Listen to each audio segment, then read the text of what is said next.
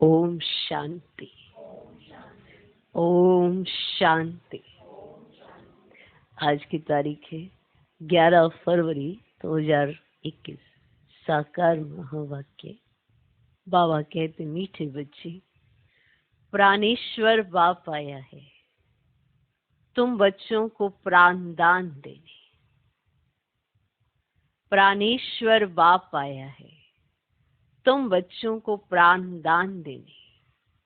प्राण दान मिलना अर्थात तमो प्रधान से सतो प्रधान बनना।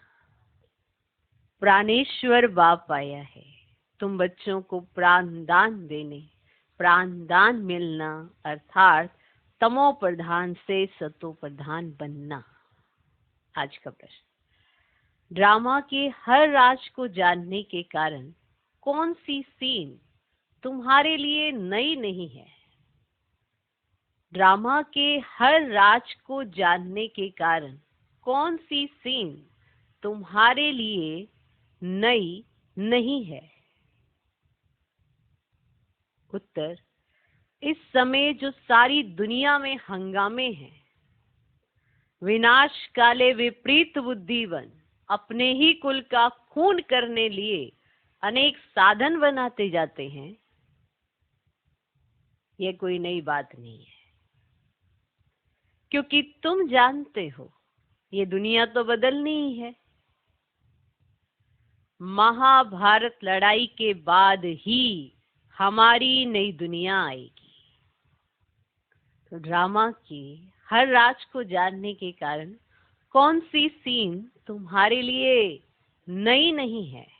उत्तर, इस समय जो सारी दुनिया में हंगामे हैं, विनाश काले विपरीत बुद्धिवन अपने ही कुल का खून करने के लिए अनेक साधन बनाते जाते हैं, ये कोई नई बात नहीं।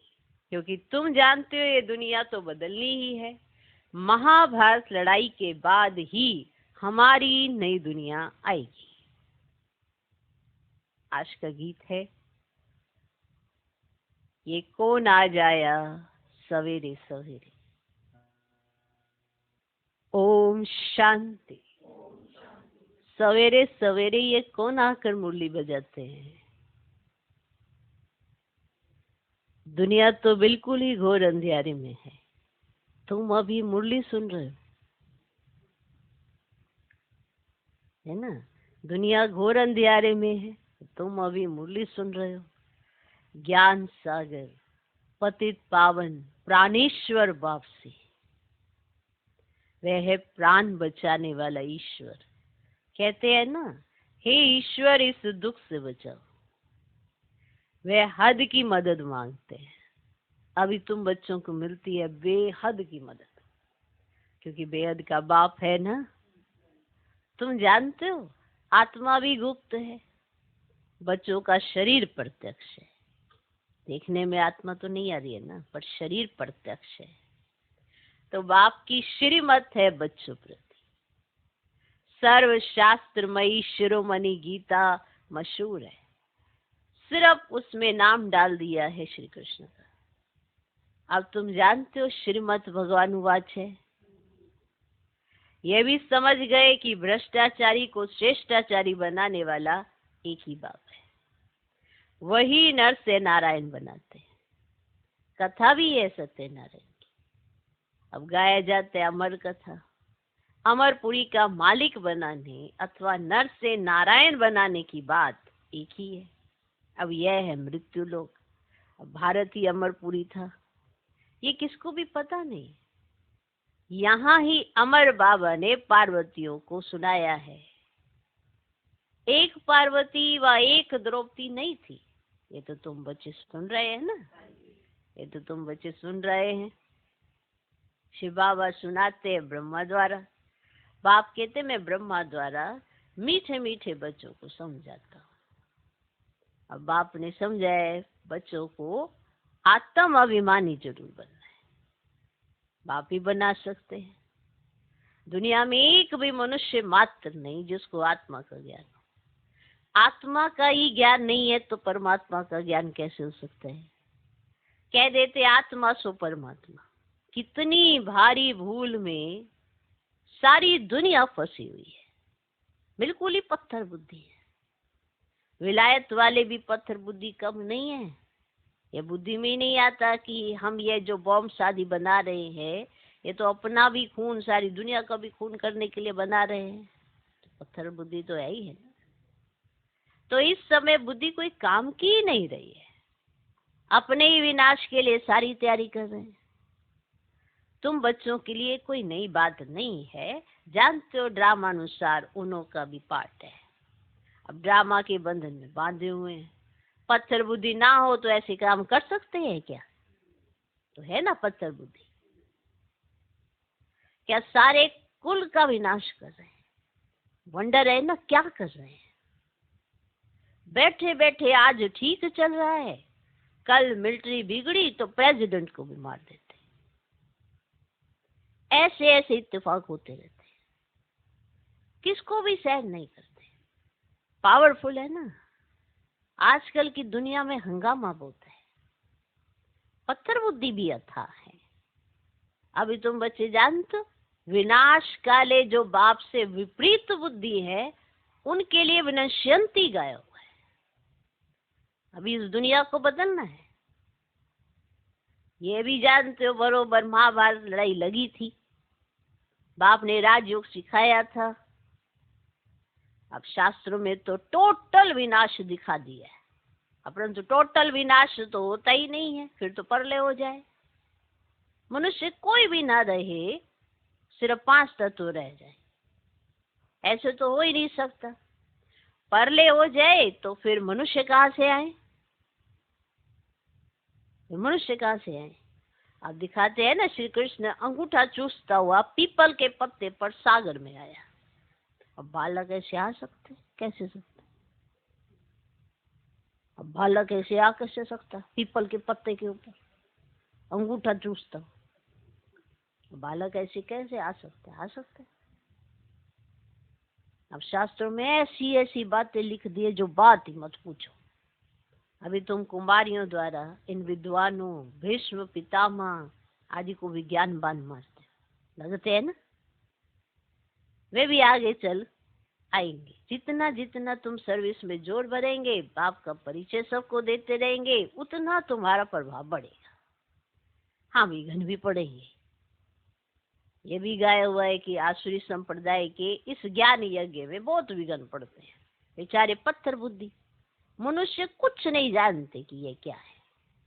अब कहते हैं इन्हों का तो ज्ञान ही नहीं आ रहा है, वैसे कहते हैं ना, इन्हों का तो ज्ञान ही नहीं आ रहा है। अब ये भी तुम समझते हो नई दुनिया के लिए नई बातें हैं। अब आप कहते ये राजयोग तुमको और कोई सिखला नहीं सकेंगे। अब ज्ञान और योग बाप ही सिखला रहे हैं। अब सदगति दाता एक ही बाप है, वही पतित पावन है, तो जरूर पतितों को ही ज्ञान देंगे ना। अब तुम बच्चे समझते हो, हम पारस बुद्धि बन पारसनाथ बनते हैं। अब मनुष्यों ने मंदिर कितने ढेर बनाए, परंतु वे कौन है, क्या करके गए हैं, अर्थ कुछ भी नहीं समझते। पारसनाथ का भी मंदिर है, परंतु किसको भी पता नहीं है। भारत पारसपुरी था, सोने हीरे जवाहरातों के महल थे, कल की बात है। वे तो लाखों वर्ष कह देते सिर्फ एक सत्य को, और बाप कहते हैं सारा ड्रामा ही 5000 वर्ष का है। इसीलिए तो कहा जाता है ना, आज का भारत क्या है, कल का भारत क्या था। लाखों वर्ष की तो किसको स्मृति रह ना सके, 5000 वर्ष की बात है। कोई से भी पूछा जाए, इन लक्ष्मी नारायण का राज्य कब था, कब हुआ, कितने वर्ष हुए, तो लाखों वर्ष कह देंगे, एक ही बात कहेंगे लाखों वर्ष हुए। तो तुम समझा सकते हो ये तो 5000 वर्ष की बात है। अब कहते भी है क्राइस्ट से इतना समय पहले पैराडाइज था। अब आप आते ही है ना भारत में, ये भी बच्चों को समझाया है। बाबा की जयंती मनाते है ना, तो जरूर कुछ करने आया होगा। पतित पावन है तो जरूर आकर पावन बनाता होगा। अब ज्ञान सागर है तो जरूर ज्ञान देंगे ना। योग में बैठो, अपने को आत्मा समझ, बाप को याद करो, ये ज्ञान हुआ ना। अब वे तो है हठ योगी, टांग टांग पर चढ़ा कर बैठते हैं, क्या क्या करते हैं। तो माताएं तो ऐसे कर ना सको, बैठ भी ना सको। अब बाप कहते मीठे बच्चे, यह कुछ करने की तुमको दरकार नहीं। स्कूल में स्टूडेंट कायदे से तो बैठते हैं ना। अब बाप तो वह भी नहीं कहते हैं, जैसे चाहो वैसे बैठो। अब बैठ कर थक जाओ तो अच्छा सो जाओ। बाबा कोई बात तुम्हें मना नहीं करते, ये तो बिल्कुल सहज समझने की बात है, इसमें कोई तकलीफ की बात ही नहीं है। बल्कि इतना भी बीमार हो, पता नहीं सुनते सुनते शिव बाबा की याद में रहते रहते और प्राण तन से निकल जाए। अब गायब भी तो जाता है ना। गंगा का तट हो, गंगा जल मुख में हो, तब प्राण तन से निकले। अब है तो सब है भक्ति मार्ग की बातें, वास्तव में ये है ज्ञान अमृत की बात। तुम जानते हो सचमुच ऐसे ही प्राण निकलने हैं। तुम बच्चे आते हो परम धाम से, हमको छोड़ कर जाते हो। तो बाप कहते मैं तो तुम बच्चों को साथ ले जाऊंगा, मैं आया हूँ तुम बच्चों को घर ले जाने के लिए। तुमको ना अपने घर का पता है ना आत्मा का पता है। अब माया ने बिल्कुल ही पंख काट डाले, इसलिए आत्मा उड़ नहीं सकती, क्योंकि तमो प्रधान है। अब जब तक सत्व प्रधान बने तब तक शांति धाम में जा कैसे सकती है ना।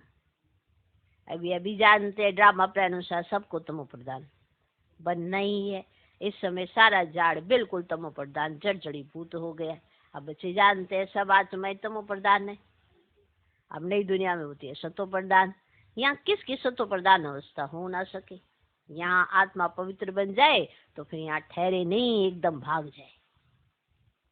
अब सब भक्ति करते ही है ना मुक्ति के लिए अथवा शांति धाम में जाने के लिए, परंतु कोई भी वापस जा नहीं सकते। लो ही नहीं कहता। बाप ये सब राज बैठे समझाते धारण करने लिए। फिर भी मुख्य बात है बाप को याद करना, स्वदर्शन चक्रधारी बनना। बीज को याद करने से सारा झाड़ बुद्धि में आ जाएगा। झाड़ पहले छोटा होता है फिर बड़ा होता जाता है। अनेक धर्म है ना, तुम एक सेकंड में जान लेते हो। अब दुनिया में किसको भी पता ही नहीं है। अब मनुष्य सृष्टि का बीज रूप सबका एक बाप है। बाप कभी सर्वव्यापी थोड़े ही हो सकता। बड़ी तो बड़ी भूल है ये। तुम समझाते भी हो, मनुष्य को कभी भगवान नहीं कहा जाता है। अब बाप बच्चों को सब बातें सहज करके समझाते हैं। फिर जिनकी तकदीर में है, निश्चय है, तो वे जरूर बाप से वर्षा लेंगे। निश्चय नहीं होगा तो कभी भी नहीं समझेंगे। तकदीर ही नहीं तो फिर तदबीर भी क्या करेंगे। तकदीर में नहीं है तो वह बैठते ही ऐसे है जो कुछ भी समझते ही नहीं, ऐसे बैठ जाते, उन्हें कुछ भी समझ नहीं आता। तकदीर में नहीं है ना। इतना भी निश्चय नहीं कि बाप आए वेद का वर्षा देने। जैसे कोई नया आदमी मेडिकल कॉलेज में जाकर बैठे तो क्या समझेंगे, कुछ भी नहीं। तो यहाँ भी ऐसे आकर बैठते हैं। इस अविनाशी ज्ञान का विनाश नहीं होता है, ये भी बाप ने समझाया है।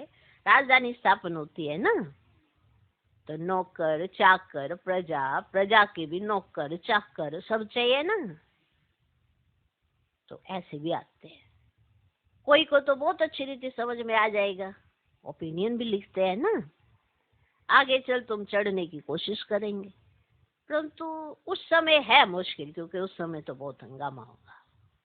जैसे जैसे आगे बढ़ेंगे तो हंगामा बढ़ जाएगा, तो पुरुषार्थ कहाँ होगा। दिन प्रतिदिन तूफान बढ़ते जाते हैं। इतने सेंटर्स हैं, अच्छी रीति समझेंगे भी। ये भी लिखा हुआ है ब्रह्मा द्वारा स्थापना। अविनाश भी सामने देखते हैं, अविनाश तो होना ही है। अब गवर्नमेंट कहती है जन्म कम हो, परंतु इसमें कर ही क्या सकेंगे। झाड़ की वृद्धि तो होनी ही है। जब तक बाप है तब तक सब धर्मों की आत्माओं को यहाँ रहना ही है। जब जाने का समय होगा तब आत्माओं का आना बंद होगा। अभी तो सबको आना ही है, परंतु ये बातें कोई समझते नहीं है। बापूजी भी कहते थे रावण राज्य है, हमको राम राज्य चाहिए। कहते फलाना स्वर्गवासी हुआ तो इसका मतलब ये नर्क है ना। मनुष्य इतना भी समझते नहीं। और स्वर्गवासी हुआ तो अच्छा है ना, जरूर नरकवासी था। अब बाबा समझाते हैं मनुष्यों की सूरत मनुष्य की और सीरत बंदर की है। सब गाते रहते, पतित पावन सीताराम, पतित पावन सीताराम। हम पतित है, पावन बनाने वाला है बाप, वे सब है भक्ति मार्ग की सीताएं, अब बाप है राम। किसको सीधा को तो मानते ही नहीं, राम को बुलाते हैं। अभी तुम बच्चों को बाप ने तीसरा नेत्र दिया है, तुम जैसे अलग दुनिया के हो गए हो गए हो। अब पुरानी दुनिया में क्या क्या करते रहते हैं, अभी तुम समझते हो। तुम बच्चे बेसमझ से समझदार बने हो, रावण ने तुमको कितना बेसमझ बना दिया है।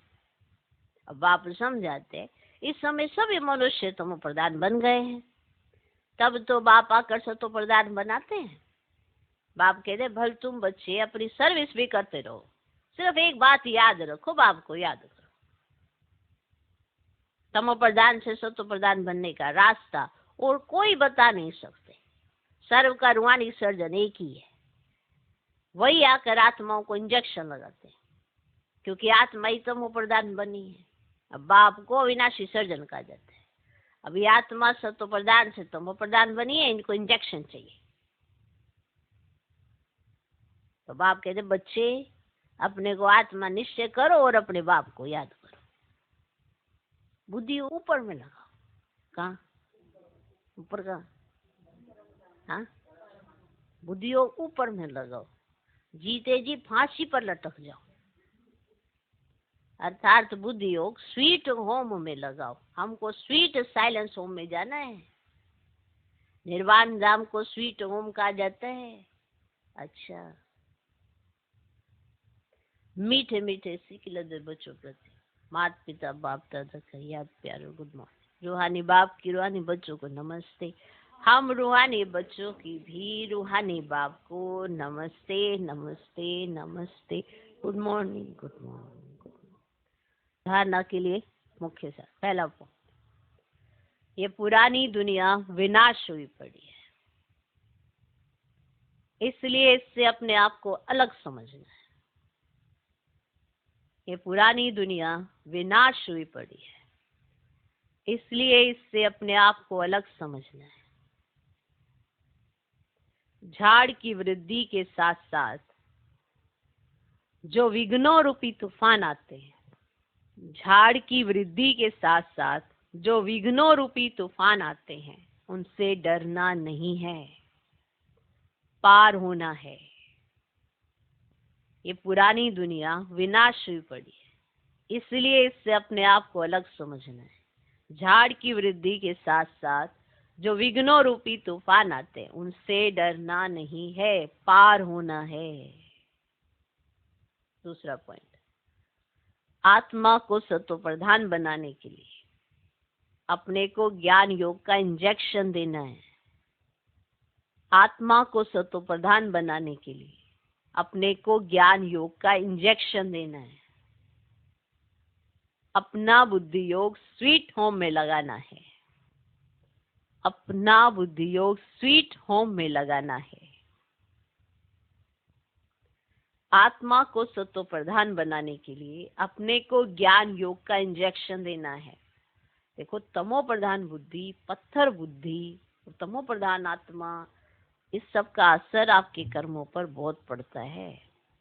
अगर सतो प्रधानता धारण नहीं की और पत्थर बुद्धि से पारस बुद्धि नहीं बने तो कर्म श्रेष्ठ कैसे होंगे? और अगर कर्म ही श्रेष्ठ नहीं होंगे तो आगे कैसे बढ़ेंगे?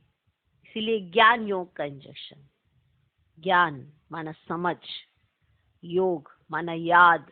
जितना कंबाइंड रहते हैं उतना सही समझ सही जगह काम करती है, और कर्म तब जाके श्रेष्ठ बनते हैं। आप श्रेष्ठ कर्म करते हैं या नहीं करते हैं, इसकी पहचान सबको होती है। कोई अपने आप में सोचे कि मैंने तो श्रेष्ठ कर्म ही किए हैं, अब दूसरा नहीं समझ पा रहा तो मैं क्या करूं? ऐसा नहीं होता। श्रेष्ठ कर्म आप करेंगे, कोई एक या दो हो सकते हैं जेलसी वश, ईर्ष्यावश समझ सकते हैं, लेकिन सब नहीं। अगर सब गलत समझते हैं तो कर्मों में वो श्रेष्ठता नहीं है, और उसके लिए आपको अपने आप को अलर्ट करना होगा। पत्थर बुद्धि से पारस बुद्धि बनना होगा। और पारस बुद्धि माना इतना श्रेष्ठ चिंतन, इतनी शुभ भावनाएं, इतनी शुभ कामनाएं और संकल्पों में इतनी श्रेष्ठता, उसके आधार पर कर्म श्रेष्ठ होते हैं। इसीलिए बाबा कह रहे हैं कि आत्मा को सत्व प्रधान बनाने के लिए अपने को ज्ञान योग का इंजेक्शन देना है। हर एक चाहता है मैं सत्व प्रधान हो जाऊं, मैं सत्व प्रधान बन जाऊं, मेरा चिंतन अच्छा होना चाहिए, मेरी बुद्धि अच्छी होनी चाहिए, मुझे अच्छे संकल्प आना चाहिए, सब कोई चाहता है। पर ये जो करने की बात हमें कही जाती है कि ज्ञान योग पर ध्यान दें, और अगर ज्ञान योग पर ध्यान नहीं होगा तो चिंतन इतना भ्रष्ट होगा, इतना तुच्छ होगा कि खुद में ही खुद को घृणा आने लगेगी कि मैं सोचता कैसा हूं या मैं सोचती कैसे हूं। व्यर्थ चलेगा, इम्प्योर चलेगा, ये यूं ही नहीं चल जाता। उसका कारण है ज्ञान योग की कमी।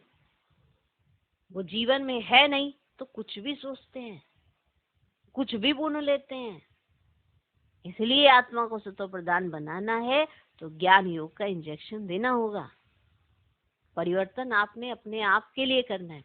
एक जन्म मिला है पूरा कल्प सुधारने के लिए, और उस एक जन्म में क्या कर रहे हैं? तेरी मेरी, इसकी उसकी, बस इसी में समय बीत जाएगा। समय थोड़ा, और उस थोड़े समय में आपको अपने कर्म श्रेष्ठ करने हैं, अपने विचार अच्छे बनाने हैं, बुद्धि सत्व प्रधान बनानी है, पत्थर बुद्धि से पारस बुद्धि बनना है। ये सब आपको अपने लिए ही करना है या साथियों के लिए करना है? अपने लिए। तो जाके आपके संग का रंग किसी और पे लगेगा, दूसरे के संग का रंग आपके ऊपर नहीं आएगा। इसका बेस एक ही चीज है, ज्ञान योग। ज्ञान योग है तो आत्मा सत्व प्रधान होती है, तो पत्थर बुद्धि पारस बुद्धि बनती है, तो श्रेष्ठ संकल्पों की रचना होती है, तब जाके कर्म श्रेष्ठ होते हैं। ऐसे तो हर कोई सोचता है मैंने किसी के लिए रहम की भावना रख ली तो मैं बहुत अच्छा, मैं बहुत अच्छी आत्मा हूँ। जैसे किसी भूखे को खाना खिला दिया, मैं बहुत अच्छी आत्मा हूँ, मैं पुण्य आत्मा हूँ। ऐसे सोच लेने से पुण्य आत्मा हो जाए। और जो व्यर्थ संकल्प चलते हैं, सिर्फ एक तरफ जाकर अगर अच्छे कर्म कर दिए उसका फल तो मिलेगा, लेकिन सारे ही संकल्प अच्छे चलने चाहिए ना। बुद्धि ऑटोमेटिकली पारस होनी चाहिए। जैसा बाबा चिंतन चलाते हैं वैसा ही हमारा चिंतन होना चाहिए, तब जाके हम ऐसे बन पाएंगे। और फिर ये धीरे धीरे भूल जाते हैं कि हमको बनना बाप समान है, और देखते दूसरों को है तो दूसरे के समान ही बनेंगे। जिसको देखोगे उसकी तरह बनोगे। अब किसको देखना है, चॉइस हर एक के अपने अपने हाथ में है। ठीक, तो आत्मा को सत्व प्रधान बनाने के लिए अपने को ज्ञान योग का इंजेक्शन देना है, अपना बुद्धि योग स्वीट होम में लगाना है। अपने आप लगेगा तब जब लगाना आता होगा। जैसे कोई भी आदत आप डालते हो तो फिर वो अपने आप काम करने लग जाती है। इसी तरह से हमें बुद्धि योग पहले लगाना आना चाहिए, फिर उसके बाद ऑटोमेटिकली वो लग जाएगा। तो पहले लगाना है फिर लगता है। कोई भी आदत पहले कोई डालता है फिर डलती है। जैसे कोई इसमें बड़े घबरा जाते हैं, अरे कब तक करे, आत्मा ही नहीं समझ में आती। तो प्रैक्टिस है नहीं, इसीलिए तो ऐसी हालत है। प्रैक्टिस हो तो चिंतन भी श्रेष्ठ हो, विचार भी अच्छे हो, किसी से बहस भी ना करे, किसी से लड़ाई झगड़ा भी ना करे। क्योंकि एक है दबाना और एक है संस्कार को इमर्ज करना, कि हमारे अनादि और आदि संस्कार इमर्ज रहने चाहिए। वो देवताई संस्कार, वो निराकारी संस्कार, वो इमर्ज होने चाहिए। लेकिन जो दबाते हैं वो एक दिन फूट जाते हैं। ऐसे नहीं करना होता, चेंज करना होता है। इंजेक्शन, इंजेक्शन सीधा दौड़ता है अंदर, वो जल्दी असर करता है। इसलिए इसे ज्ञान योग का इंजेक्शन कहा जाता है कि अपने आप को दो, योग में बैठो और ज्ञान बुद्धि में दोहराओ, क्या सुना है उस पर विचार करो, तब जाके परिवर्तन होता है। तो अपना बुद्धि योग स्वीट होम में लगाना है। आज का वरदान, अपने भाग्य और भाग्य विधाता की स्मृति द्वारा सर्व उलझनों से मुक्त रहने वाले मास्टर रचयिता भव। अपने भाग्य और भाग्य विधाता की स्मृति द्वारा सर्व उलझनों से मुक्त रहने वाले मास्टर रचयिता भव। इसको समझ लो पहले। अपने भाग्य और भाग्य विधाता की स्मृति द्वारा सर्व उलझनों से मुक्त रहने वाले मास्टर रचयिता भव।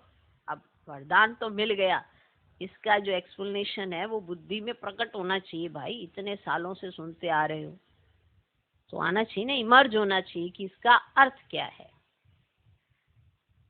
फिर भी अर्थ बताया जाता है ताकि बुद्धि का उतना विकास हो सके। तो सदा वाह मेरा भाग्य और वाह भाग्य विधाता। सदा वाह मेरा भाग्य और वाह भाग्य विधाता। तो सदा वाह मेरा भाग्य और वाह भाग्य विधाता। इस मन के सूक्ष्म आवाज को सुनते रहो और खुशी में नाचते रहो। जो खुश रहता है वो क्यों खुश रहता है भाई? उसे कुछ फील होता है कि क्या नसीब मिला है मेरे को। ईर्ष्या, द्वेष, घृणा ये उसको अंदर ही अंदर खोखला करते जा रहा है, और जो उसको मिल रहा है उसका वो लाभ उठा ही नहीं पा रही आत्मा। इसीलिए वो महसूस ही नहीं कर पाती कि उसको मिला क्या है। इसीलिए वो ये गीत सदा गा ही नहीं पाती। उसके पास कोई ना कोई उलझन है ही है। नसीबवान कितने हैं कि जो मिलना चाहिए था वो मिल गया, जो पाना था वो पा लिया। ये गीत वही आत्मा गाती है जो किसी की तरफ नहीं देखती है और एक की तरफ देखती है। ये वही गा सकती है और सदा गाती है। इसलिए वो महीने में 1-2 बार नहीं, वो सदा ही खुश रहती है। उसको अपने भाग्य पर और अपने भाग्य विधाता पर नाज होता है। इसीलिए वो ये गीत गा पाती है। क्या? जो पाना था सो पा लिया, जो जानना था वो जान लिया। मैं एक आत्मा, वो एक परमात्मा। मुझे ये जानना है या ये जानना है? बहनें क्या करती है, वो भाई क्या करते हैं, ये जानना है या ये जानना है कि मेरा बाप कैसा है। मैं आत्मा कैसे अपने आप को सर्वगुण संपन्न बनाऊं, मैं आत्मा कैसे अपने अंदर 16 कलाएं डालूं। मुझे ये जानना है या ये जानना है कि इसको इतना मिल रहा है, इसको क्यों मिल रहा है, क्या किया इसने ऐसा। साल नहीं गिने जाते हैं ज्ञान में आने के, अनुभव गिने जाते हैं। और अनुभव हर दिन कोई ऐसे नहीं जो आपने किए हो, अनुभव वो जो दूसरों को आपके जीवन से दिखाई देते हो कि हाँ सही मायने में इसका बाबा से बहुत ही प्यार है। अब मुंह से नहीं बोलो, कभी भी अपनी एक्टिविटीज दिखाओ कि बाबा से आपका कितना प्यार है। तब आपके जीवन का गीत सबको सुनाई देगा कि इसने जो पाना था ना पा लिया। इसकी चलन से दिखाई देता है, इसके चेहरे से नजर आता है। वो गीत जो आप गाएं, वो नाच जो आप नाचें, दूसरों को दिखना भी तो चाहिए। तो वो खुशी जो आप में रहे वो दूसरों को नजर भी आनी चाहिए। इसीलिए कहा सदा वाह मेरा भाग्य और वाह भाग्य विधाता। इस मन के सूक्ष्म आवाज को सुनते रहो और खुशी में नाचते रहो। जानना था वो जान लिया। क्या जानना है? माना जानना था जो जान लिया, वो ये कि मैं कौन और वो कौन। बस इसके अलावा तुम्हें कुछ जानने की जरूरत नहीं। और जिसने सिर्फ इतना ही जाना उसने सब कुछ जाना कि सृष्टि के आदि मध्य क्या होता है। बस व्यक्ति विशेष के चिंतन में मत जाओ कि कौन क्या है, तब जाके आपको अपने भाग्य और अपने भाग्य विधाता पर नशा चढ़ेगा। तो जानना था वो जान लिया, पाना था वो पा लिया। इसी अनुभव में रहो तो सर्व उलझनों से मुक्त हो जाएंगी। अब उलझी हुई आत्माओं को निकालने का समय है। इसलिए मास्टर सर्वशक्तिवान हूँ, मास्टर रचयिता हूँ। इस समृद्धि से बचपन की छोटी छोटी बातों में समय नहीं गवाओ। ये बचपन की छोटी छोटी, जैसे बचपन में भाई बहन होते हैं ना, इसको इतना दिया, मम्मी आप इसको इतना प्यार करते हो, इसको इतना दिया, क्यों दिया इसको इतना, मैं भी तो आपको, ये जो बचपन की एक्टिविटीज है। क्योंकि आपको अपने भाग्य पर नाज नहीं हो रहा है। और जो सिर्फ अपने आप को और बाप को देखता है वही सबके लिए एक एग्जाम्पल बनता है। आपके सामने ही है। तो इस स्मृति से बचपन की छोटी छोटी बातों में समय नहीं गवाओ। ठीक? नहीं तो उलझने आपके इर्द गिर्द ही रहेंगी और आपका भाग्य भी आपके इर्द गिर्द होगा। लेकिन चूज आप करोगे कि क्या आप चूज करते हो, भाग्य या उलझनों को। लेकिन अगर आपको भाग्य याद रहता है, भाग्य विधाता याद रहता है, तो सारी उलझनों से आप मुक्त हो जाते हैं और क्या बन जाते हो, मास्टर रचयिता। माना बहुत सारी रचना, बहुत सारे बाबा के बच्चों को सही मायने में परमात्मा परिचय दे सकते हो। तब जाके आप भी बाप समान बनोगे और दूसरे भी आपको देखकर बाप समान बनेंगे। आज का स्लोगन, कमल आसन धारी ही माया की आकर्षण से न्यारे, बाप के स्नेह में प्यारे, श्रेष्ठ कर्म योगी हैं। कमल आसन धारी ही माया की आकर्षण से न्यारे, बाप के स्नेह में प्यारे, श्रेष्ठ कर्म योगी हैं। ओम शांति।